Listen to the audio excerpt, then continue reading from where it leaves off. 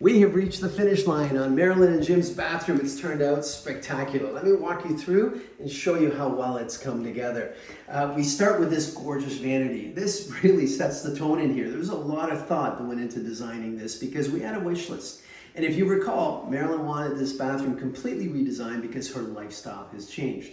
She lives here with Jim, her new husband. Well, new, quite a few years, but relatively speaking, for all the time I've known her, he's pretty new. So we wanted to accommodate both of them. And storage was a big element. And it's important to incorporate drawers in this vanity. So we did that, and we also put in dividers and organizers to help them organize the space nicely in here. On top of this vanity is this beautiful natural stone countertop. I know people have mixed feelings about stone. I think if it's thought through and you select the right natural stone, it's perfect for the space, and that's exactly what we did. I actually got a sample of this from Marilyn. It was about 8 by 8. I said, Marilyn, just do to this what you would normally do to your countertop. Let's see how it holds up. This Cristallo is a beautiful material, and I love the texture and the depth and the beauty it brings. She basically put all her makeup and oils and things that she would use on that sample, and she came back to me and said, you know what? Nothing stained. This is wonderful. So it was the right material for this space. And we used that on the countertop. We wrapped it down the sides. We did the backsplash on it. So she's got this beautiful low maintenance surface to work with. And then that beautiful cabinetry that you see, that warm rift oak, carries up around and surrounds all this mirror work. Why did I compartmentalize all these mirrors? Because we wanted to incorporate more storage. So I looked at Roburn, which I often do. Roburn has beautiful medicine cabinets. And we used one of their medicine cabinets right here, incorporated into the wall. It's got a built-in cell phone holder, receptacle, USB chargers, and lots of shelves. So it goes into the wall and capitalizes on some space that we had in there, filled all the other areas with just blank mirrors, and then we incorporated mirrors onto the sides because I mounted wall sconces on the sides and in the middle. So now when you're at your sink and you're working in this space, whether you're putting makeup on, shaving, doesn't matter, you've got even light from all sides of you, and that's really, really important. So you'll see that that flyover carries through, and you've got these columns down the sides. Why? Because one of the items on the wish list was that they wanted the toilet a little bit separated from the vanity. And I achieved that by creating these columns. So that toilet is on its own space, or in its own space, but then the millwork carries through behind the toilet. Kind of extends the feel of this space. So it comes through, wraps around this toilet, and this toilet's an electronic toilet. And you'll notice that all the details are really important in that the receptacle has to be positioned properly. The details of the vanity have to come together, and then all the accessories have to have a meaningful place for them to be residing in. So then from there, we go on to this back wall, which offers a texture that I just love in this space. And I love bringing layers of luxury with textures in a room. And this is a Philip Jeffries linen wallpaper that brings that level of casual elegance to this space along with this vanity. And I love that.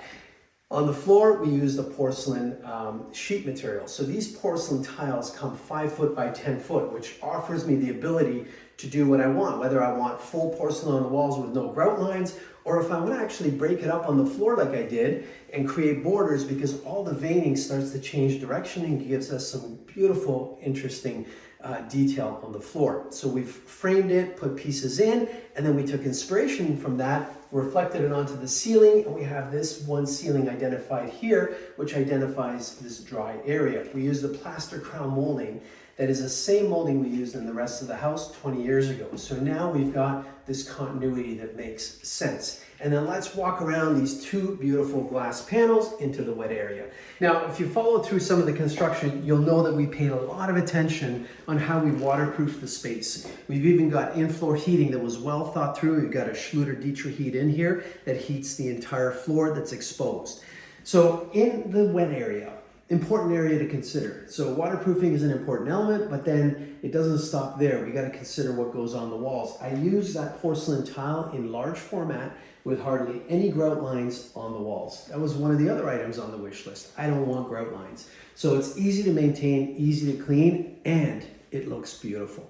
So all that wraps around and also wraps onto the ceiling. And that's what creates this kind of space that's off on its own, but it's open to the rest. So it identifies it as the wet area, but it's open to the dry area, and it's separated by these two large panels that are wrapped with this brushed nickel trim detail that ties into all the metal finishes in this room. So everything starts to layer on beautifully.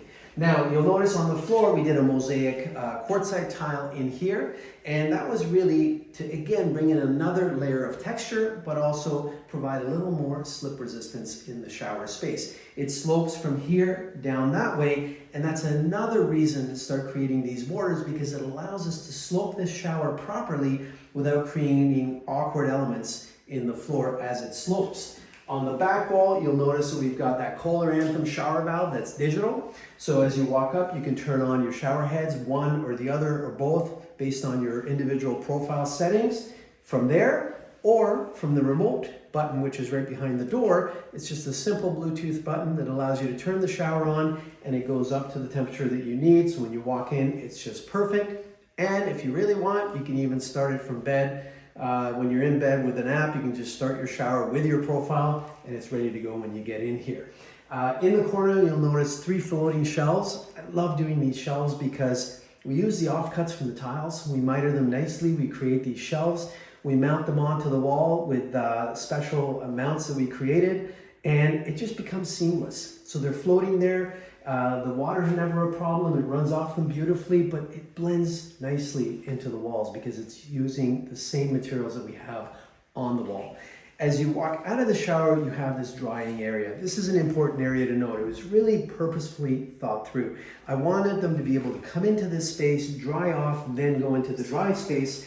And on the one side, we've got this massive window. And this is actually a huge asset to this space. It floods the room with some beautiful light all day long. Now, we use the 3M privacy film on the glass to give privacy. No need to put blinds on here and block any of that light. It just lights this room up wonderfully.